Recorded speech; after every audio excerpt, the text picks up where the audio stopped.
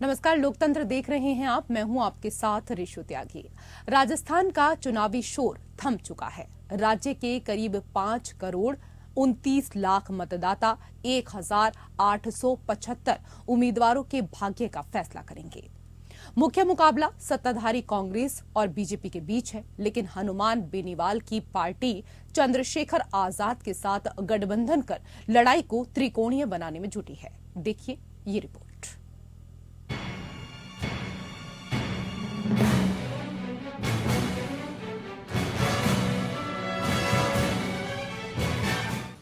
राज्य के 30 सालों के इतिहास के सहारे बीजेपी सत्ता पलटने की कोशिशों में जुटी है, तो वहीं कांग्रेस को गहलोत की गारंटी से रिवाज बदलने की उम्मीद है। चुनाव में मुख्य मुद्दा पेपर लीक, भ्रष्टाचार और विकास का रहा। आखिरी वक्त में कांग्रेस के भीतर अशोक गहलोत और सचिन पायलट की जुगलबंदी भी कई नेताओं को चौंका गई। चुनाव प्रचार के दौरान नेताओं की रैलियों में जुटी भीड़ ने इस बार खूब सुर्खियां बटोरी, तो वहीं कई स्टार प्रचारकों के अपने क्षेत्र से बाहर न जाना भी चर्चा का कारण बना रहा। बात जीत हार के फैक्टर पर भी हो रही है। 1993 से लेकर अब तक 5 साल में राजस्थान में सत्ता बदल जाती है। 1993 में बीजेपी के भैरव सिंह शेखावत राज्य के मुख्यमंत्री बने थे। 1998 में कांग्रेस की सरकार आ गई और अशोक गहलोत राज्य के मुख्यमंत्री बने। फिर 2003 में अशोक गहलोत की सत्ता गई और वसुंधरा राज्य को राज्य की कमान मिली। 2008 में वसुंधरा राज्य भी बीजेपी को सत्ता में वापस नहीं ला पाई और अशोक गहलोत दूसरी बार मुख्यमंत्री बनाए गए। 2013 में वसुंधरा राज्य ने राजस्थान का रिवाज कायम रखते हुए जीत हासिल की और उनके नेतृत्व में बीजेपी सत्ता में आई। लेकिन 2018 में पार्टी को करारी हार का सामना करना पड़ा। 2018 में अशोक गहलोत तीसरी बार मुख्यमंत्री बनाए गए। ऐसे में बीजेपी इस बार रिवाज के भरोसे है। पार्टी को उम्मीद है कि राजस्थान की जनता इस बार रिवाज कायम रखेगी। पार्टी ने इसीलिए मुख्यमंत्री का चेहरा भी घोषित नहीं किया है। बीजेपी प्रधानमंत्री नरेंद्र मोदी के चेहरे पर चुनाव लड़ रही है। चुनाव में इस बार ओपीएस यानी ओल्ड पेंशन स्कीम का लागू होना भी बड़ा मुद्दा माना जा रहा है। राज्य में 7.7 लाख सरकारी कर्मचारी है और 3.5 लाख पेंशन भोगी है। जानकारों का कहना है कि एक सरकारी कर्मचारी के परिवार में औसतन 4 वोटर्स भी हुए तो ये संख्या 40 लाख को पार कर जाती है। ऐसे में सरकारी कर्मचारियों के लिए ओपीएस एक बड़ा फैक्टर माना जा रहा है। 2004 या उससे पहले तक कर्मचारियों के रिटायर होने के बाद सरकार उसे हर महीने पेंशन देती थी।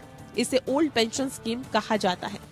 इसके तहत कर्मचारियों को रिटायरमेंट के समय उनके वेतन की आधी राशि पेंशन के रूप में दी जाती थी।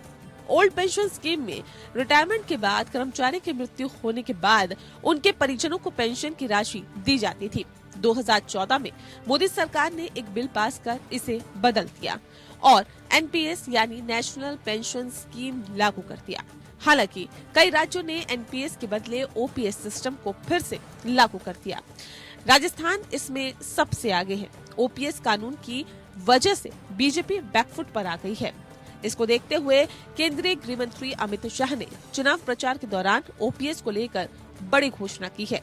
शाह ने कहा है कि हम ओपीएस की समीक्षा के लिए एक कमेटी का गठन करने जा रहे हैं, जिसकी रिपोर्ट के आधार पर आगे का फैसला लिया जाएगा। राजस्थान में गैस सिलेंडर और पेट्रोलियम पदार्थों की कीमत भी एक अहम मुद्दा है।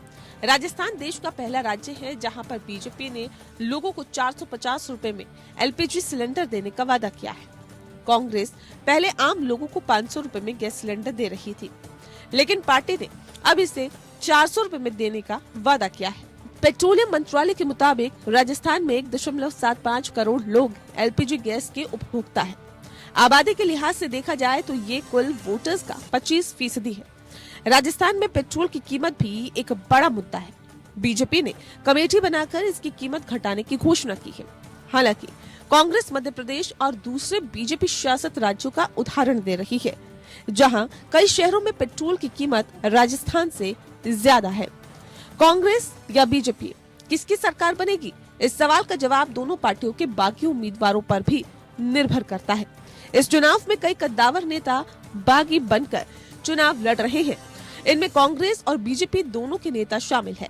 2018 के चुनाव में अशोक गहलोत की सत्ता मजबूत करने में निर्दलीय विधायकों ने अहम भूमिका निभाई थी। इस बार के करीबी मुकाबले में अगर ज्यादा से ज्यादा बागी चुनाव जीतते हैं तो समीकरण कुछ और हो सकते हैं। राजस्थान के रण में 4 छोटी पार्टियां भी दमखम से चुनाव लड़ रही हैं। इनमें Bahujan Samaj party, RLP, ASP और बीएसपी का नाम प्रमुख रूप से शामिल है। बीएसपी और आरएलपी के कुछ प्रत्याशी पिछले चुनाव में जीत कर आए थे। बीएसपी पार्टी ट्राइबल पार्टी से टूटकर बनी है, जिसके पिछले चुनाव में 2 उम्मीदवार जीते थे। बीएपी पार्टी ट्राइबल पार्टी से टूटकर बनी है, जिसके पिछले चुनाव में 2 उम्मीदवार जीते थे। बीएसपी को 6 सीटों पर जीत मिली थी। आरएलपी के भी 3 उम्मीदवार जीतकर सदन पहुंचे थे। इस बार बीएसपी और बीएपी अलग अलग, तो आरएलपी आजाद समाज पार्टी के साथ गठबंधन का चुनाव लड़ रही है। अगर इन चारों दलों ने 10% से ज्यादा वोट हासिल कर लिए तो कई सीटों पर बीजेपी और कांग्रेस का खेल खराब हो सकता है। 3 दिसंबर को आने वाले चुनावी नतीजे ही बताएंगे कि जनता ने किसको अर्श पर बैठाया और किसे फर्श पर ढकेल दिया। Bureau report.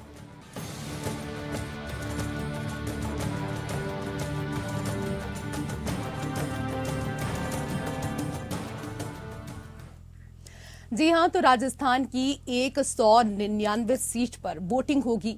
कई हफ्ते बीजेपी और कांग्रेस के दिग्गजों ने चुनाव प्रचार किया और अपने अपने पक्ष में जनता से मत डालने की अपील की।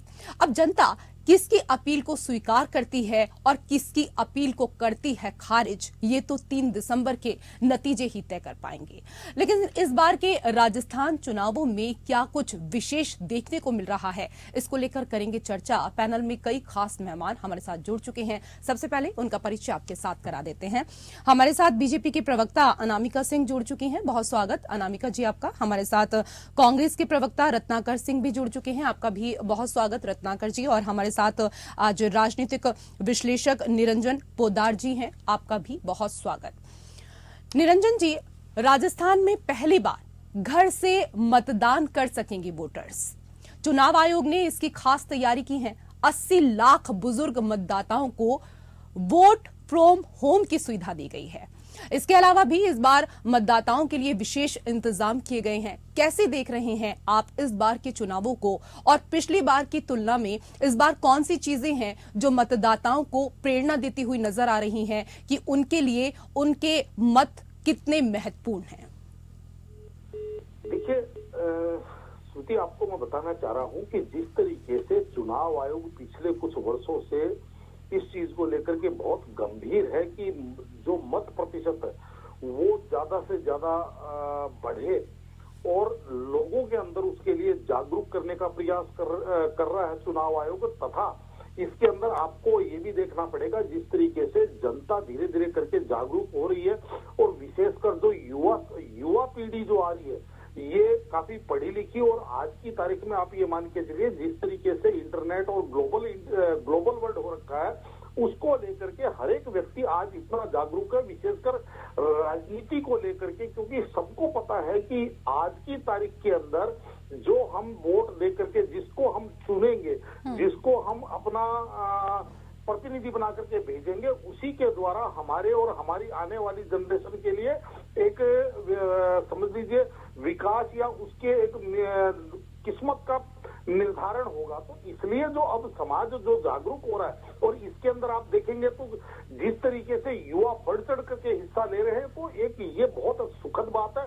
और इस बार जो चुनाव आयोग जिस तरीके से बहुत सालों से इस चीज की प्रतीक्षा थी कि भाई जो लोग सक्षम नहीं है, शारीरिक रूप से अक्षम है कि चुनाव देने बूथ पर नहीं जा सकते, उनके लिए जिस तरीके से चुनाव आयोग ने व्यवस्था करी है वोट फ्रॉम होम, तो ये भी एक बहुत अच्छा मैसेज मेरे हिसाब से समाज के लिए है। और चुनावों के अंदर और जिस तरीके से हमारी चुनाव प्रक्रिया है, खाली इसके अंदर केवल देखने वाली बात ये है कि अभी ये राजस्थान से जिस तरीके से एक नया मॉडल शुरू हो रहा है, इसके अंदर इसकी अभी कमी और इसकी जो इसके अंदर जो खामियां है, इसके जो अभी दुष्परिणाम है वो भी अभी देखने में आएंगे कि भाई इसके क्या दुष्परिणाम आते हैं या इसके क्या सदपरिणाम आते हैं। तो कहने का तात्पर्य ये है, लेकिन चुनाव आयोग की ये जो पहल है ये बहुत ही ज्यादा प्रशंसनीय है। और निश्चित रूप से देखिए, बिल्कुल सही आप कह रहे हैं, और युवाओं ने भी इस बात को बखूबी समझा है कि उनके लिए उनके मत का इस्तेमाल करना कितना जरूरी है। जो लोग राजस्थान से बाहर रहते हैं, नौकरी करते हैं, वो लोग भी बाकायदा छुट्टी लेकर अपने ऑफिस से गए हैं कि हमें अपने मत का इस्तेमाल करना है। लेकिन अनामिका जी, 1993 से लेकर अब तक हर 5 साल में राजस्थान में सत्ता बदल जाती है। ऐसे में आपको इस बार भी रिवाज बदलने का भरोसा है क्या? देखिए रिशु जी, सत्ता बदल जाती है ये एक तथ्य है। आपको मेरी आवाज आ रही है? जी, आपकी आवाज मिल पा रही है मुझे। जी, 5 साल में सत्ता बदल जाती है ये एक तथ्य है। इसके साथ एक और तथ्य है और सत्य है कि भारतीय जनता पार्टी अपने विचारधारा के साथ, अपने सबका साथ, सबका विकास और सबके विश्वास के साथ काम कर रहे हैं। और हम बात पे पूर्णतः बात पे सहमत हूँ। हम इस विश्वास से भरे हुए हैं कि वहाँ जो जनता है राजस्थान की, वो भारतीय जनता पार्टी को सरकार बनाएगी, क्योंकि वो भारतीय जनता पार्टी की विकास कार्य देख रही है लगातार। ठीक है रत्नाकर जी, बीजेपी की तमाम मेहनत के बावजूद हिमाचल का रिवाज नहीं बदलता था। आपको राजस्थान का रिवाज बदलने की उम्मीद क्यों है? देखिए रेशु जी, सबसे पहले तो मैं यही कहना चाहूंगा कि राजस्थान की जनता बहुत समझदार है और राजस्थान की जनता ने पिछले 5 साल में देखा है कि किस तरह से गहलोत सरकार ने उनके लिए कितना काम किया और विकास की गति को तेज करने का काम किया और राजस्थान को देश के अग्रणी राज्य में शामिल करने का काम किया है। और बता दूं कि राजस्थान की गहलोत सरकार जो है, उसने अपने जो वादे किए थे मैनिफेस्टो में, उसका 96% वादा राजस्थान की सरकार ने पूरा किया है, जिसमें 76 लाख परिवारों को 500 रुपए में गैस सिलेंडर देने का काम किया है। किसान 30,70,000 किसानों को 15,500 करोड़ जिनका ऋण था, किसान ऋण था, वो माफ करके किसानों को समृद्ध बनाने का काम किया गया है। 25 लाख चिरंजीवी योजना जो है, मुख्यमंत्री चिरंजीवी योजना के तहत लाखों गरीबों का उपचार किया गया। 8 रुपए में आज भी राजस्थान में इंदिरा रसोई योजना के तहत खाना खिलाने का गरीबों को काम किया जा रहा है। तो ये तमाम चीजें हैं। 3 लाख युवाओं को 5 साल के दौरान रोजगार देने का काम किया है। तो आप देख सकती हैं कि चाहे युवा हो, चाहे किसान हो, चाहे महिला है, महिलाओं को भी 46 लाख ऐसे परिवार है जहाँ पे 100% 100 यूनिट जिसमें बिजली फ्री है, उस फ्री के माध्यम से 46 लाख ऐसे परिवार हैं जिनका बिजली बिल शून्य आता है। महिलाओं के रोडवेज बस में किराया 50% करने का काम किया गया है। तो ये तमाम चीजें हैं जो राजस्थान की जनता आज देख रही है और ये समझ रही है कि विकास के लिए किस तरह से गहलोत सरकार ने काम किया है। ठीक है, राजस्थान की जनता सब कुछ देख रही है, लेकिन राजस्थान में जनता जादूगर को कर देगी 3 तारीख को छूमंतर। प्रधानमंत्री लगातार प्रचार के दौरान इन शब्दों को दोहरा रहे थे, इन शब्दों का इस्तेमाल कर रहे थे, लेकिन गहलोत की काबिलियत पर कांग्रेस को पूरा भरोसा है। शायद यही कारण रहा कि राजस्थान में राहुल और प्रियंका ने उतनी मेहनत नहीं की जितनी उन्होंने मध्य प्रदेश और छत्तीसगढ़ के लिए की, क्योंकि कांग्रेस का शीर्ष नेतृत्व भी इस बात को जानता है कि गहलोत का जनता के बीच एक अपना ही अलग लगाव है और उनकी अपनी ही राजस्थान के भीतर एक अलग छाप है। रेशु जी, देखिए मैं एक चीज कहना चाहूंगा कि जहां तक लोकल लीडरान की बात है, मैं ये कहना चाहूंगा कि कांग्रेस पार्टी अपने राज्यों में जो लोकल लीडर्स होते हैं उनको मजबूत बनाने का काम करती आ रही है शुरू से ही। और हमारी ये स्ट्रेटेजी भी रही है, क्योंकि वहाँ के जो लोकल लीडर हैं वो जनता से डायरेक्ट कनेक्टेड होते हैं, जनता के दुख और सुख में भाग लेते हैं और उनके साथ मिल करके राजस्थान को आगे बढ़ाने की गाथा जो है लिखते हैं। वो हमने किया। हमने मध्य प्रदेश में भी कमलनाथ के नेतृत्व में चुनाव लड़ा, हमने छत्तीसगढ़ में भी भूपेश बघेल के नेतृत्व में चुनाव लड़ने का काम किया और हम गहलोत जी के नेतृत्व में हम राजस्थान में भी उनके नेतृत्व में चुनाव लड़ने का काम करें। लेकिन भारतीय जनता पार्टी ऐसा करती नहीं है। उनको अपने लीडरों पे विश्वास नहीं रहता और उनका चेहरा भी नहीं डिसाइड होता कि कौन चेहरा है उनका मुख्यमंत्री पद के लिए, चाहे वो राजस्थान हो, चाहे छत्तीसगढ़ हो, चाहे मध्य प्रदेश हो। तो ये सारी परिस्थितियां अपने आप पे बयां करती हैं कि कांग्रेस पार्टी कहीं न कहीं जनता से जुड़ी है। और ठीक है, क्योंकि लगातार प्रधानमंत्री तो यही कह रहे हैं ना कि हर जीत की गारंटी मैं खुद हूं, तो जब जीत जाएंगे तो राज्य में किसको मुख्यमंत्री बनाना है उसके बाद वो घोषित कर देंगे अगर राज्य में जीतते हैं तो। अनामिका जी, लेकिन सवाल तो रत्नाकर जी का भी यहाँ पर वाजिब है कि आपके पास क्या मुख्यमंत्री पद का कोई दावेदार नहीं है, या फिर इतने सारे दावेदार हो गए हैं कि आप खुद कंफ्यूजन की स्थिति में हैं? रेशु जी, जब तक आदरणीय नरेंद्र मोदी जी मुख्यमंत्री भी नहीं बने थे गुजरात के, तब तक पता नहीं था कि गुजरात के मुख्यमंत्री बनेंगे, एक दिन देश में वो देश के प्रधानमंत्री। भारतीय जनता पार्टी का हर कार्यकर्ता एक है, और इसीलिए जब वो कहते हैं कि मैं ओबीसी का बेटा हूँ, चाहे हटाने वाला क्या, चाहे बेचने वाला हूँ, और प्रधानमंत्री बनता हूँ, मैं भारतीय जनता पार्टी में से। और हमारे यहाँ भी डर नहीं है रेशु जी, अगर ये हम घोषित नहीं करेंगे तो इतनी ज्यादा बगावत हो जाएगी कि हमारी पार्टी का, ऐसा कोई डर भारतीय जनता पार्टी। नरेंद्र मोदी जी की गारंटी जब कहा जाता है, देश के प्रधानमंत्री की गारंटी कही जाती है और एक जननायक की गारंटी। भारतीय जनता पार्टी के पास चेहरों की कमी नहीं है। भारतीय जनता पार्टी विचारधारा और कार्यकर्ता में यकीन करती, व्यक्ति विशेष में यकीन नहीं करती कि जो हमारे यहाँ विशेष दरबार का हाई होगा वही मुख्यमंत्री बनेगा, ऐसा नहीं होगा। हमारे विधायक तय करेंगे, हमारा संगठन तय करेंगे, मंत्री और जो सारे अध्यक्ष सारे लोग होते हैं बैठकर तय करते हैं कि किसी मुख्यमंत्री बने। तो ये विषय एक अधिकार का नहीं है, लोकतंत्र का है। तो भारतीय जनता पार्टी में आप लोकतंत्र है, और किसी भी कार्यकर्ता को उठा बना दिया जाएगा, उसके लिए तय नहीं करना होगा कि वो इतना मवाक के बीच में हम सत्ता से ही चले जाए, जैसे कि गहलोत से डरे हुए सचिन जी जैसे काबिल व्यक्ति को पहले दरकिनार किए रहते हैं। और एक ठीक है, मैं इस पर एक जवाब ले लेती हूँ पहले रत्नाकर जी से, उसके बाद मैं निरंजन जी के पास भी जाऊंगी। रत्नाकर जी, अभी जिस बात का जिक्र किया सचिन पायलट को लेकर कि सचिन पायलट को लगातार कांग्रेस ने दरकिनार करने का कार्य किया है, क्या कहेंगे उसको लेकर? और इतना एक्टिव भी इस बार वो नजर नहीं आए चुनाव प्रचार के दौरान। देखिए रेशु जी, सचिन पायलट जी ने बार बार जो है आकर के जो ये अफवाह फैलाई जाती है कि वो अलग पार्टी के लाइन से अलग बातें कर रहे हैं, अलग तरीके से चल रहे हैं, ये सारी चीजें अफवाह फैलाई जाती है। सचिन पायलट ने खुद कहा है कि हम मिलकर चुनाव लड़ रहे हैं, हम जीतेंगे, और शीर्ष नेतृत्व जो भी करेगा वो आगे हम उसको एक्सेप्ट करेंगे। ये बात हमारे यहाँ पे जो अफवाह फैलाई गई है वो बिल्कुल निराधार है, और एक साथ एकजुट होकर चुनाव लड़ा जा रहा है। लेकिन मैं भारतीय जनता पार्टी के बारे में पूछना चाहता हूं कि जब इनका मैनिफेस्टो लॉन्च हो रहा था, जब इनका संकल्प पत्र लॉन्च हो रहा था, तो इनके पूर्व अध्यक्ष भी मंच पे थे और वर्तमान अध्यक्ष भी मंच पे थे, और वो संकल्प पत्र को लेकर किस तरह से छीना झपटी हो रही थी वो राजस्थान की जनता ने देखा। आपसी मनमुटाव इनका इतना कि प्रधानमंत्री जी जो है वसुंधरा राजे का नाम नहीं लेते हैं, और इस तरह की कई वाकयात है ना, उन वाकयातों में जाना नहीं चाहता। संकल्प पत्र कहाँ रहा, अब तो मोदी की गारंटी हो गई है। नहीं, मोदी जी की तो झूठों की गारंटी है ही ना। मोदी जी अगर बोले तो 100% झूठ की गारंटी मानकर चलिए, क्योंकि वो जो कहते हैं वो होता है नहीं। और देखिए, ये लोग तमाम दावे कर लें और लोगों को कह लें कि हम फिर आने वाले, हम यहाँ से बोल रहे हैं, वहां से बोल रहे हैं। पिछली बार का ही वाकया मैं याद दिला देना चाहता हूँ रेशु जी, कल भी मैंने कहा ये चीज कि देखिए, पिछली बार अमित शाह, जब इनकी भारतीय जनता पार्टी की सरकार थी, तो अमित शाह ने क्या कहा था वहां पे राजस्थान की जनता से कि ये अंगद का पांव है, 50 साल तक यहाँ पे रहेगा, उखड़ेगा नहीं। क्या हुआ? राजस्थान की जनता ने उनको आईना दिखा दिया और सत्ता से बेदखल हो गए। तो इनकी बातों का कोई गंभीरता नहीं है, ये कुछ भी बोलते हैं। आज प्रधानमंत्री को क्या जरूरत है कि वहां पे जाकर के सांप्रदायिक घटनाओं का जिक्र करने का? अरे आप जाइए, आप देश के प्रधानमंत्री हैं, आप देश की जनता के लिए क्या किए हैं वो बताइए कि राजस्थान की जनता के लिए हम करेंगे। लेकिन ये उन सब चीजों पे बताने से गुरेज खा रहे, क्योंकि ये किए नहीं है, और उल्टा कांग्रेस के ऊपर आरोप प्रत्यारोप करते रहते हैं। भाई, सांप्रदायिक घटनाएं अगर हुई हैं तो ये देश में हुई है, उसके जिम्मेदार आप भी हैं।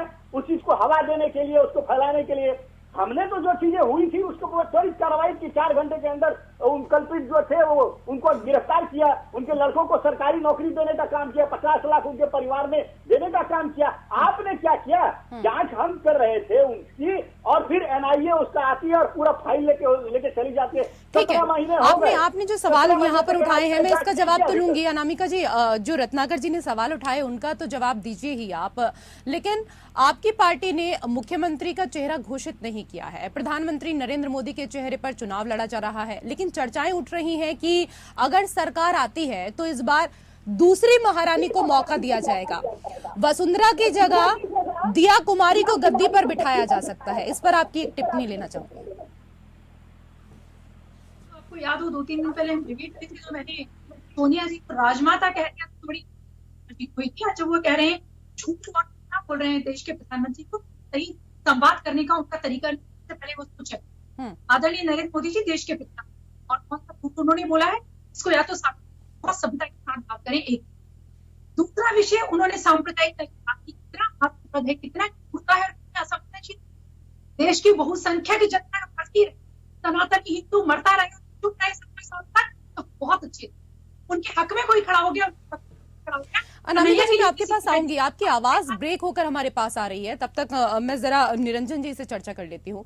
निरंजन जी, दिया कुमारी को क्या किसी रणनीति के तहत इस बार के चुनावों में उतारा गया है, या वसुंधरा को ये संदेश देने की कोशिश है कि अगर आप पार्टी के साथ वादा खिलाफी करेंगी तो हमारे पास विकल्पों की कमी नहीं है? देखिए, आपको ये चीज समझनी पड़ेगी कि भारतीय जनता पार्टी का जो वर्तमान नेतृत्व है, ये पिछले 8-10 वर्षों के अंदर भारतीय जनता पार्टी की जो राजनीति के अंदर एक आमूलचूल परिवर्तन आया है। इसका मुख्य कारण ये है कि भारतीय जनता पार्टी रह करके नए नए प्रयोग करती है। और इस बार आपने देखा होगा कि भारतीय जनता पार्टी ने, चाहे मध्य प्रदेश की बात करें, चाहे छत्तीसगढ़ की बात करें, चाहे राजस्थान की बात करें, जिस तरीके से अपने सांसदों को या अपने मेंबर ऑफ पार्लियामेंट्स को चुनाव में उतारा है, तो ये भी अपने आप में मेरे हिसाब से इनकी प्रयोग की एक रणनीति है। दूसरी बात देखिए, ऐसा है चुनावों के अंदर अगर हम विश्लेषण करें राजस्थान के चुनावों की, तो आपको एक चीज देखनी पड़ेगी, और वो चीज ये है कि मेरा ये मानना है कि राजस्थान के अंदर भारतीय जनता पार्टी का वोट ऑफ परसेंटेज बनिस्पत कांग्रेस से ज्यादा है। ये अलग बात है कि वो बूथ तक जाए और अपना वोट कास्ट करे। इसका कारण मैं आपको ये बताना चाहता हूं, इस चीज को आप समझिए कि पिछले अगर आप 20 वर्षों का रिकॉर्ड उठा करके देखेंगे, तो आप ये देखेंगे कि 5 वर्ष जब भारतीय जनता पार्टी सत्ता में आती है, तो आप ये देखिए बड़े मार्जिन के साथ आती है, यानी कि वोट परसेंटेज के अंदर भी बहुत बड़ा फर्क होता है और सीटों के अंदर भी बहुत बड़ा अंतर होता है। लेकिन वही 5 वर्ष के बाद में जब कांग्रेस सत्ता परिवर्तन होती है और कांग्रेस सत्ता में आती है, तो कांग्रेस लमसम आप ये मान के चलिए बहुमत के नजदीक पहुंच पाती है, कई बार तो 2-4 कम रह जाती है। और वोट ऑफ परसेंटेज अगर आप 2018 का चेक कर लीजिए, 2008 का चेक कर लीजिए, वोट ऑफ परसेंटेज के अंदर 2018 के वोट की बात करूं तो भारतीय जनता पार्टी का वोट केवल 1,30,000 वोट पूरे राजस्थान के अंदर भारतीय जनता पार्टी को कम मिले थे, यानी कि पॉइंटों के अंदर, परसेंटेज के अंदर कुछ कम मिले थे।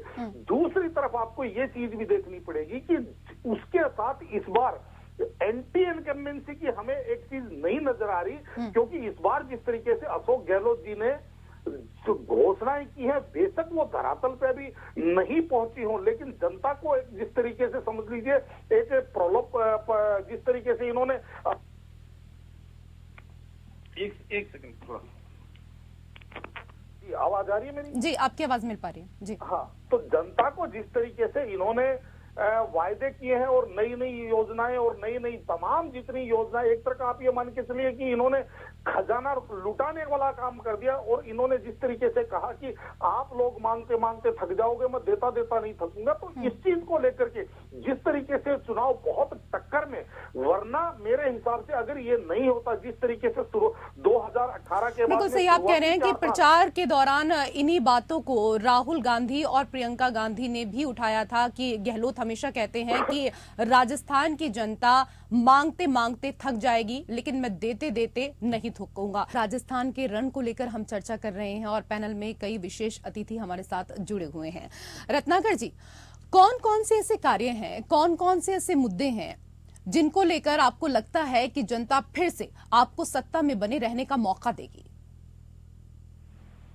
देखिए रेशू जी, मैंने अपने शुरुआती स्टेटमेंट में ही क्या हमने किया है वो सारी चीजों को मैंने गिना दिया है कि राजस्थान में किस तरह से विकास के नाम पे और वहाँ पे वोट देगी जनता। आगे भी हम इस विकास के कार्य को, एक मिनट,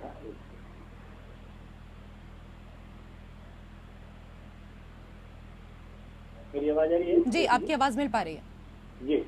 देखिए, इसको विकास कार्य को आगे भी हम अनवरत जारी रखेंगे और हम उसको बढ़ाने का काम किया है हमने कहा है कि हम जो गृह लक्ष्मी योजना स्त्रियों को और सशक्त और मजबूत और समृद्ध करने के लिए हमने स्त्रियों को गृह लक्ष्मी योजना के तहत 10,000 प्रतिवर्ष देने का भी एक वादा किया है। हमने कहा है कि जो हम मुख्यमंत्री चिरंजीवी योजना है उसको 25 लाख जो हम अभी दे रहे थे, जिससे लाखों लाभार्थी हमारे राजस्थान में है और तमाम उनके वीडियोज भी आए हैं, उसको 25 लाख को बढ़ा करके 50 लाख कर देंगे। और इसके अलावा भी हमने किसानों को समृद्धि बनाने के लिए जो गोबर जो होता है वो वेस्ट चला जाता है, तो वो वेस्ट को भी उसके से भी किसान को 2 पैसे की आमदनी हो, उसके लिए भी हमने कहा है कि हम किसानों से गोबर की खरीदी 2 रुपये प्रति किलो से खरीदेंगे।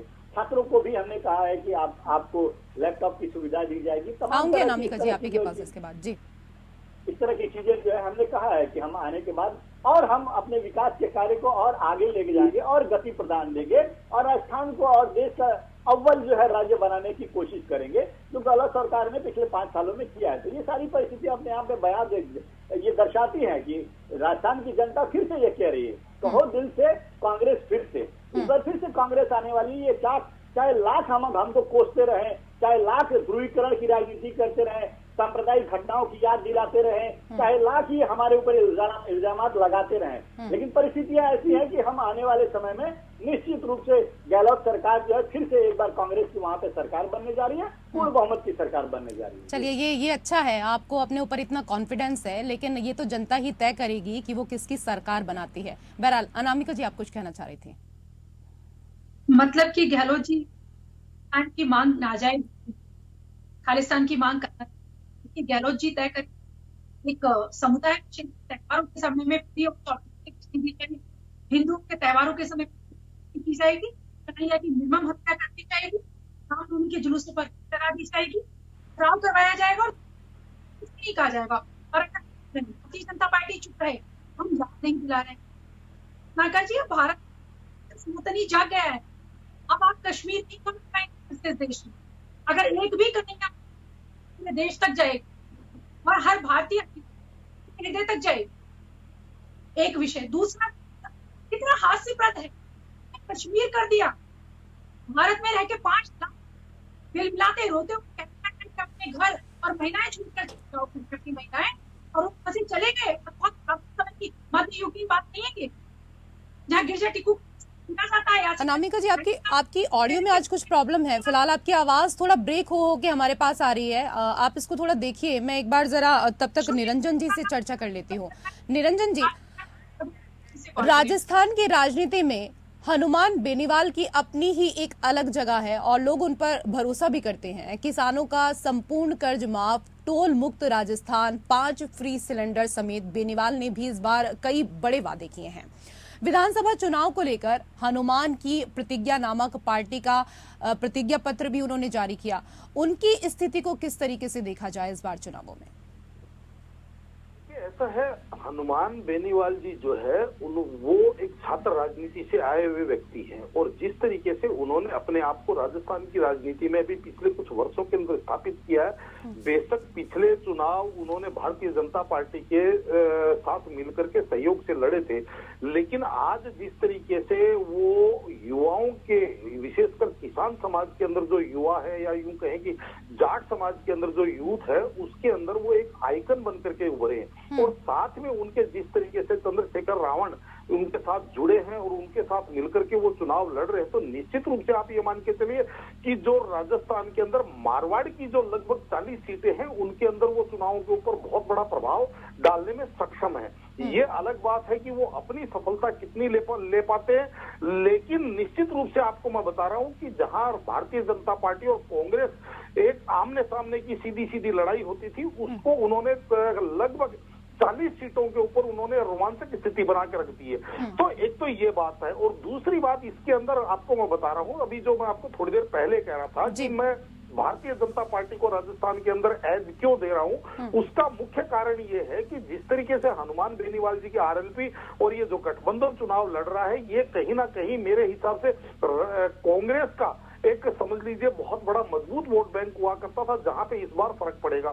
तीसरी बात, सबसे बड़ी बात यह है कि जिस तरीके से सचिन पायलट जी और अशोक गहलोत जी का जो बोलने को कांग्रेसी प्रवक्ता कुछ भी बोले जो, लेकिन इनकी जो एक राजनीतिक अदावत वो सबके सामने, इसी चीज से आप अनुमान लगा लीजिए कि कांग्रेस आला कमान ने इनके हाथ तो कई बार मीडिया के सामने मिलवाने का प्रयास किया और हाथ मिलवा करके तो मीडिया को दिखाया, लेकिन राजस्थान का पूरा चुनाव प्रचार समाप्त हो गया।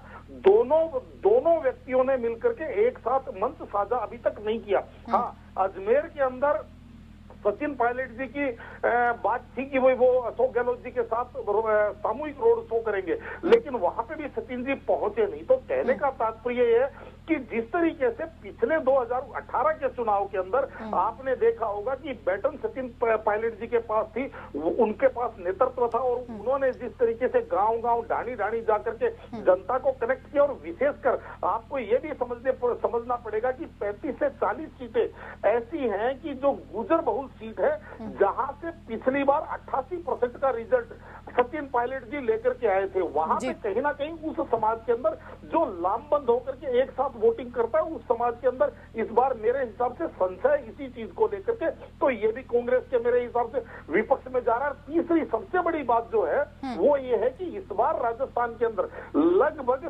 60 लाख युवा वोटर नए जुड़े, और आप ये भी देख रहे होंगे कि युवाओं के अंदर जो एक नरेंद्र मोदी जी का जो क्रेज है, निश्चित रूप से उसके अंदर बड़ी संख्या युवाओं की वो भारतीय जनता पार्टी के पक्ष में मानी जाती है।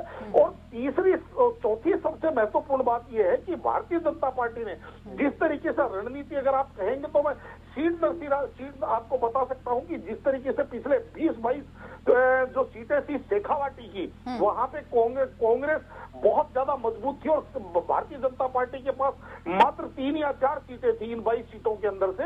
वहां पे इस बार भारतीय जनता पार्टी बराबर का काम करके जा रही है। इसी तरीके से अगर आप देखेंगे, मेवाड़ जो भारतीय जनता पार्टी का मजबूत किला हुआ करता था, वहां पे इन्होंने जो मेवाड़ जो महाराजा है उनको इन्होंने साथ में शामिल किया।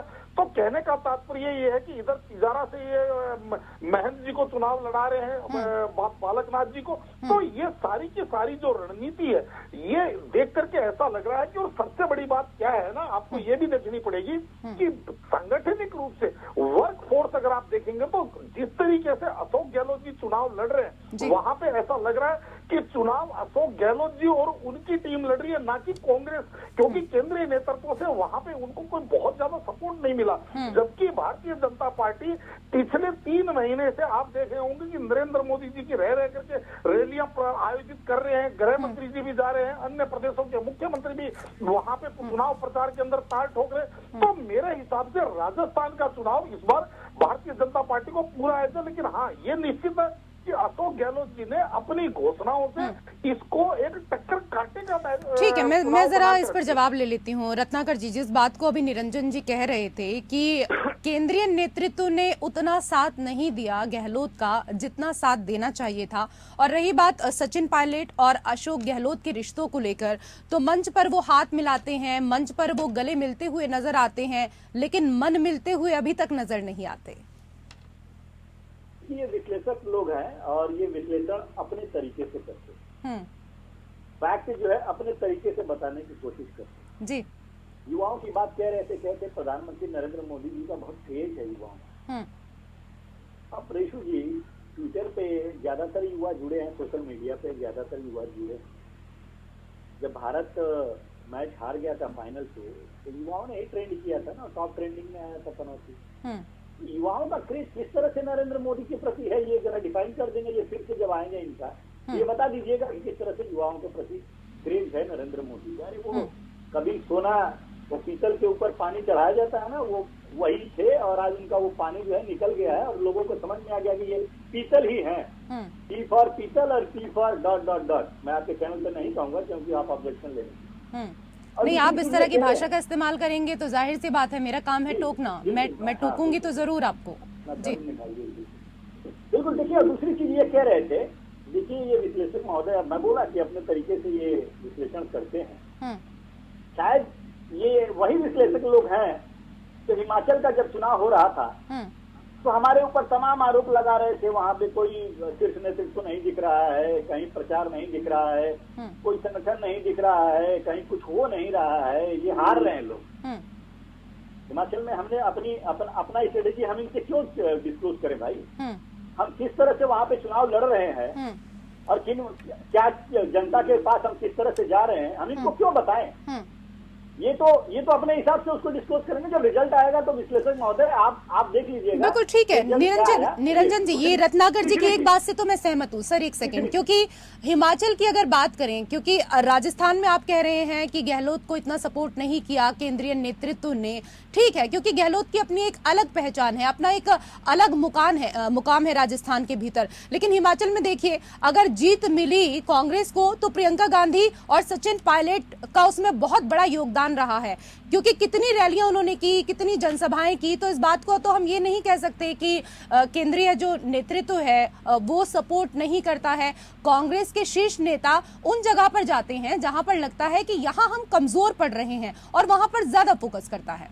देखिए रेशु जी, आप मैं बोलूं की बातें पूरी कर लूं। ठीक है, रत्नाकर जी को कंप्लीट करने दीजिए सर, उसके बाद आपके पास आती हूँ। जी, अगर हम 4 रैलियां ही करके अगर हम लोगों पे अपनी बातों का अपना प्रभाव ज्यादा छोड़ पाते हैं और प्रधानमंत्री जी 26 रैलियां करने के बावजूद भी कर्नाटक जैसा प्रदेश हार जाते हैं, तो प्रभावशाली कौन है वो देश की जनता जानती है।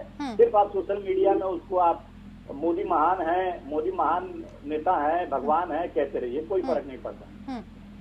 सबसे महत्वपूर्ण चीज ये कहना चाहूंगा, ये कह रहे थे पिछड़ों की बात कह रहे थे। देखिए कांग्रेस पार्टी आज पिछड़ों के साथ खड़ी है और गुर्जर समाज जो आता है वो पिछड़ों में आता है और गुर्जर समाज ये जानता है कि आज कांग्रेस पार्टी ही जो है वो पिछड़ों की राजनीति करती है और पिछड़ों का भला कर सकती है। इसलिए गुर्जर समाज जो है वो कांग्रेस के साथ खड़ा है। अब वो हम जब कहते हैं कि आप जातीय जनगणना करिए, जो समाज सरकारी अनुदान से जो वंचित रह गया है, सरकारी फायदे से वंचित रह गया है, उसका जातीय जनगणना करिए, तो भारतीय जनता पार्टी उसका विरोध करती है। तो पिछड़ा समाज ये जानता है कि कौन सी पार्टी उनके हित के लिए खड़ी है। चौथी और सबसे महत्वपूर्ण चीज कहना चाहूंगा मैं रेखू जी, आज राजस्थान में परिस्थिति ऐसी है कि अमित शाह जब भाषण देने जाते हैं तो उनका एक बीजेपी का कैंडिडेट, एमएलए कैंडिडेट ये कहता है, वीडियो बहुत वायरल हुआ है, शायद आपने भी देखा होगा और हमारे बंधु लोगों ने भी देखा होगा। वो कहता है कि आप गहलोत जी का नाम मत लीजिएगा, आप सचिन पायलट का नाम मत लीजिएगा, लोग नाराज हो जाएंगे, हमारा वोट जो मिलने का है वो भी नहीं मिलेगा। तो ये परिस्थिति तो आज राजस्थान में बनी हुई है। तो ये सारी परिस्थितियां यही दर्शाती हैं कि हम जो है पूर्ण बहुमत के साथ और फिर से एक बार कांग्रेस की सरकार वहां पे, चलिए, मतलब आप अभी भी बैठ के प्रचार करने का कोई मौका छोड़ेंगे नहीं। तो राजस्थान में मतदान की तैयारी पूरी हो गई है और जनता किसके सिर जीत का सेहरा बांधेगी ये तो 3 तारीख को तय हो पाएगा। लेकिन आप सभी से एक बार फिर हम यहाँ निवेदन जरूर करेंगे कि हर एक वोट जरूरी होता है, इसलिए आप सभी अपने कामों को छोड़कर सबसे पहले अपने मत का इस्तेमाल जरूर करने के लिए जाएं। अनामिका जी, कांग्रेस से तो आपका सीधा मुकाबला है ही, लेकिन इस बार कई और पार्टियां चुनावी मैदान में हैं। आम आदमी पार्टी भी जी जान से चुनाव में जुटी हुई है, ज्यादा तो नहीं लेकिन कुछ सीटों पर शायद जरूर फर्क पड़ सकता है। किस तरह से देखते हैं, अन्य दलों को लेकर चुनौती मानते हैं आप लोग? रेशु जी, पहले तो मैं चाहूंगी, मेरी आवाज आ रही है? जी, आपकी आवाज आ रही है। रेशु जी, पहले मैं उनकी बात कर भारतीय जनता मोदी जी का विरोध करते करते आ गया पनौती। इसका मतलब देश के लिए कोई नहीं, जिसके समय में इतनी कश्मीर की घटनाएं कब हारते हैं तो कांग्रेस से इस देश के लिए बोलने से पहले सोचना के विषय में बात करिए। वर्ष की खैर उनसे क्यों, अगर प्रधानमंत्री नरेंद्र मोदी, राहुल गांधी जी में जाके उनके विषय में आदरणीय नरेंद्र मोदी जी भी तो कर रहे थे। बहुत बहुत बड़ी बात और बहुत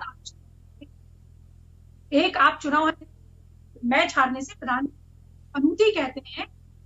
ऐसे अगर कांग्रेस को ही पनौती कहते जिसने देश का इतिहास, जिसने तंजौर के मंदिरों को कर दिया, जिसने द्रविड़ कला को कर दिया, जिन्होंने राणा प्रताप का नाम किया, शिवाजी को मिटा दिया, हमारी काया को कर दिया, हमारी संस्कृति और सभ्यता को बर्बाद किया, इस्लामिक कट्टरपंथियों को खुश करने के लिए यहाँ खड़ा कर दिया 2 बजे भी कोर्ट आतंकवादियों को बचाने के लिए, और भारतीय जनता पार्टी 2 बजे भी खुलवा के सजा दिलानी।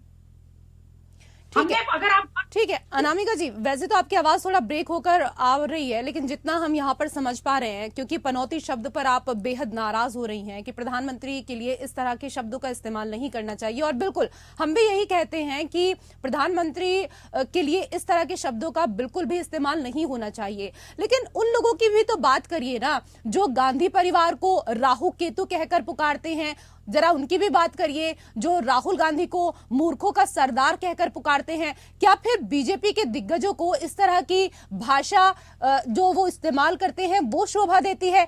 कभी उस तरफ भी तो आप लोगों को झांक कर देखना चाहिए ना। और रही बात पनौती शब्द को लेकर, तो पनौती शब्द ये कहां से आया? उस दिन इंदिरा गांधी जी की जयंती थी, बीजेपी के ही लोगों ने बोला कि ये जो दिन है वो पनौती का दिन है, तो फिर आप किस तरीके से इन चीजों को कहते हैं? मतलब आप चाहते हैं कि आप लोगों के लिए इस तरह की भाषा का इस्तेमाल नहीं होना चाहिए, लेकिन जब कांग्रेस के दिग्गजों के लिए इस तरह की भाषा का इस्तेमाल किया जाता है तो आप लोग क्यों भूल जाते हैं? प्रधानमंत्री को हिटलर खूनी दरिंदा तो किसी आप किसी भी प्रधानमंत्री को इतने बुरे शब्दों से किया जाता, उनका क्या योगदान? हम तो अनामिका जी हमेशा यही कहते हैं ना कि राजनीति में इस तरह की भाषा का इस्तेमाल होना ही नहीं चाहिए, क्योंकि लोग आपको माननीय कहकर पुकारते हैं, उस दृष्टि से आपको देखते हैं, और जब उस दृष्टि से आप लोगों को देखा जाता है तो कहीं ना कहीं जो आपके आचार विचार होते हैं, जो आप लोगों के व्यवहार होते हैं, लोग चाहते हैं कि हम भी उसी तरीके से रहें, और आप लोगों को प्रेरणा समझा जाता है। लेकिन जिस तरह की भाषाओं का इस्तेमाल किया जा रहा है चुनाव प्रचार के दौरान, वो बिल्कुल सही नहीं है। रत्नाकर जी, आपसे भी हम यही कहना चाहेंगे। देखिए ऋषि जी, लगातार मैं शब्दों का मैं बहुत कम इस्तेमाल मैं करना भी नहीं चाहती। देश के प्रधानमंत्री अनामिका जी, मैं माफी चाहूंगी, आपकी आवाज बिल्कुल क्लियर नहीं आ पा रही है। आप या तो फिर कॉल पर आ जाइए। रत्नाकर जी, मेरा फ्रेम ऑन कराइए जी। आपके टीम के, मेरा फ्रेम जो है वो नहीं दिख रहा है। बट आपकी ऑडियो हमें मिल रही है रत्नाकर जी। देखिए रेशु जी, मैं एक चीज कहना चाहूंगा, बहुत स्पष्ट तौर से कहना चाहूंगा। भारतीय जनता पार्टी हमारे ऊपर तमाम कटाक्ष कर ले, कुछ भी कह ले, जब हम उसको रिवर्ट बैक करते हैं तो इन लोगों को मिर्ची लग जाती है। अब मैं 19 नवंबर की वो घटनाएं बताता हूं जब इनके सोशल मीडिया के हेड और वो इंदिरा गांधी के बारे में, जब भारत की टीम मैच हार जाती है उस समय इंदिरा गांधी पूर्व प्रधानमंत्री ने इस देश के लिए शहादत दिया था, उनको पनौती संबोधित करते हैं। और हेमंत बिश्व शर्मा जो मुख्यमंत्री है वो कहते हैं कि इंदिरा गांधी को पनौती के लिए कहते हैं। और राहुल गांधी ने क्या कहा? राहुल गांधी ने जनसभा को संबोधित कर रहे थे, जन भावनाओं को, वो वहां पे जन भावनाएं क्या करी थी, लोग कह रहे थे पनौती पनौती, लोग कह रहे थे, तो राहुल गांधी ने कहा, आपने क्या कहा? आप कह रहे हैं कि पनौती, तो उन्होंने वही चीजों को एक्सप्लेन किया, उनकी भावनाओं को बताया, तो ये क्या? अब ये बताएं, देश की सबसे बड़ी पार्टी, पुरानी पार्टी के पूर्व अध्यक्ष राहुल गांधी को मूर्खों का सरदार, प्रधानमंत्री जैसे गरिमामय पद पे बैठा हुआ व्यक्ति कहता मूर्खों का सरदार? मतलब कि कांग्रेस पार्टी में जितने लोग हैं वो सारे लोग मूर्ख हैं। क्या मेरी बहन अनामिका बताएंगी कि मैं मूर्ख हूं? अगर ये कह दे कि मैं मूर्ख हूं तो मैं मान लूंगा राहुल गांधी मेरे सरदार है और वो मूर्खों के सरदार है। मैं ये बता दे बहन जी, मैं मूर्ख हूं क्या? आपको लगता है मैं मूर्ख हूं? अरे मूर्ख तो वो है जिसकी बौद्धिक क्षमता पे लोगों को आज संदेह होने लगा। इस बात को यहीं पर छोड़ दीजिए रत्नाकर जी, अनामिका जी, आप लोग भी इस बात को यहीं छोड़ दीजिए। और अगर आपकी पार्टी के दिग्गजों के मुख से कुछ निकल गया है तो ये सोचिए कि किस तरीके से उन चीजों को सुधारा जाए। कम से कम आप लोग इस तरह की भाषा का इस्तेमाल आप लोग तो कम से कम ना करें। लेकिन निरंजन जी, क्योंकि हम देख रहे हैं हमेशा होता है कि जो प्रत्याशी चुनावी मैदान में खड़े होते हैं उनके आचरण के बारे में लोगों को ठीक से पता नहीं होता है, जनता जान नहीं पाती है। लेकिन इस बार तो कैंडिडेट का जो पूरा रिकॉर्ड है वो जनता के बीच है। निर्वाचन आयोग ने अपराधी पृष्ठभूमि के उम्मीदवारों के लिए 3 बार अलग अलग समय में समाचार पत्रों और टीवी चैनल्स में जानकारी प्रकाशित करने के लिए कहा। साथ ही पार्टियों को इस पर स्पष्टीकरण देने के लिए भी कहा गया कि इस बार अब ये कह सकते हैं कि जनता के सामने ये जानकारी नहीं रहती थी कि किस प्रत्याशी को वो वोट दें और उसकी छवि कैसी है। अब तो पूरा रिकॉर्ड जनता के भी पास है कि वो सामने जिस प्रत्याशी को वोट देने जा रहे हैं उसकी छवि कहीं आपराधिक तो नहीं है। ये एक बड़ी अच्छी चीज इस बार हुई है। देखिए रेशु जी, पहले तो जो अभी मेरे कांग्रेस के जो विद्वान प्रवक्ता हैं, सर उसको छोड़ दीजिए, उन बातों को छोड़ दीजिए, आप तो कम से कम छोड़ दीजिए जी। थोड़ा सा मैं, अगर आपकी अनुमति हो तो थोड़ा सा उसके ऊपर सर आप मेरे सवाल का जवाब दे दीजिए। उसके लिए वो दोनों आपस में लड़ने के लिए काफी हैं। नहीं, उन्होंने जिस तरीके से मेरे विश्लेषण पे बात करी, मैं उसकी बात बता रहा हूँ कि जिस तरीके से हिमाचल की और कर्नाटक की ये बात कर रहे थे रेशु जी, आपको ये चीज देखनी पड़ेगी कि राजनीति के अंदर हर बार 2-2-4 नहीं होते हैं। राजनीति में कई बार 2-2-5 भी होते हैं और कई बार 2-2-3 भी होते हैं। अगर हिमाचल और कर्नाटक के चुनाव की बात करेंगे तो आपको ये चीज देखनी पड़ेगी कि वहां पे भारतीय जनता पार्टी 5 साल से सत्ता में थी और जब कोई भी पार्टी सत्ता में होती है उसकी एक एंटी इनकम्बेंसी होती है, लेकिन बावजूद उसके कर्नाटक के अंदर भारतीय जनता पार्टी का वोट प्रतिशत इंटैक्ट था। हाँ, ये अलग बात है कि जेडीएस का वोट प्रतिशत कांग्रेस के अंदर क्लब हो गया और कांग्रेस वहां पे चुनाव जीतने में कामयाब हो गई। रही बात हिमाचल की, हिमाचल के अंदर जिस तरीके से भारतीय जनता पार्टी की जो अंदरूनी राजनीति थी, चाहे वो धूमल साहब की हो, चाहे वो नड्डा साहब की हो, जो अंदरूनी राजनीति और जिस तरीके से बागियों ने भारतीय जनता पार्टी का खेल बिगाड़ा, ये सब ने देखा है कि वहां पे कौन जीता और कौन हारा। रही बात राजस्थान की, तो राजस्थान के अंदर आपको ये चीज देखनी पड़ेगी कि राजस्थान के अंदर भी कांग्रेस सत्ता में है और जो पार्टी सत्ता में होती है कहीं ना कहीं एंटी इनकम्बेंसी उसके साथ काम करती है, क्योंकि मुझे कहीं कोई प्रो इनकम्बेंसी दिखी नहीं राजस्थान के अंदर। और अब जो आपने सवाल पूछा मैं उसका जवाब देना चाह रहा हूँ। देखिए ऐसा है रेशु जी, हाँ, आज की तारीख में हमारे हिंदुस्तान के अंदर जो चुनावी राजनीति है इसके अंदर एक बहुत बड़ा वोट बैंक ऐसा होता है कि जो जाति आधारित अपना कैंडिडेट सेलेक्ट करते हैं, जात के आधार पे वोट देते हैं। अगर इसी चीज को अगर आप इस तरीके से देखिए कि बिहार के अंदर जब चुनाव हुए तो एक होता है कि भ्रष्टाचार का आरोपी, एक होता है भ्रष्टाचारी यानी कि कन्विक्टेड। लालू प्रसाद यादव जी 4 मुकदमों के अंदर कन्विक्टेड भ्रष्टाचारी थे, लेकिन बावजूद उनके सुपुत्र और उनकी पार्टी आरजेडी के सर थोड़ा संक्षेप में क्योंकि समय का अभाव है जी। तेजस्वी यादव जी को जिस तरीके से जनता ने वहां पे वोट दिया, तो इसका मतलब ये है कि जिस तरीके से हमारे यहाँ वोटिंग होती है उसका कोई एक पैमाना नहीं है। अगर वहां पे किसी पार्टी ने टिकट दे दिया, भारतीय जनता पार्टी ने किसी व्यक्ति को टिकट दे दिया या कांग्रेस ने किसी को टिकट दे दिया और उसका जातीय समीकरण अगर वहां पे संतुलन बना रहा है, तो आप ये मान के चलिए कि उसकी कुछ जो कमियां हैं वो भी कहीं ना कहीं छुप जाती है और जनता उनको वोट देती है। हाँ, हालांकि ये जो यूथ आ रहा है, यूथ के अंदर इस चीज का अभी नया एक समझ लीजिए विचार बन रहा है, जहां वो जातवाद से अलग हट करके अपने कुछ मुद्दे हैं उनके और उन मुद्दों के ऊपर वोट देता है। तो आने वाले समय में जरूर ये चीजें बहुत महत्वपूर्ण होंगी, लेकिन अभी तक मुझे ऐसा लग रहा है कि राजस्थान के चुनावों के अंदर ये चीज अभी कोई बहुत महत्वपूर्ण नहीं है जो वोटों के ऊपर बड़ा प्रभाव डालेगी। जी, बहुत बहुत शुक्रिया आप सभी मेहमानों का हमारे साथ इस चर्चा में जुड़ने के लिए। और आप सभी से एक बार फिर हम अपील करना चाहते हैं, जो भी लोग राजस्थान के हैं वो अपने घर से 25 तारीख को जरूर बाहर निकलें और अपने मत का इस्तेमाल जरूर करें, क्योंकि हर एक वोट जरूरी होता है। और इसी के साथ लोकतंत्र में मेरे साथ फिलहाल इतना ही। नमस्कार।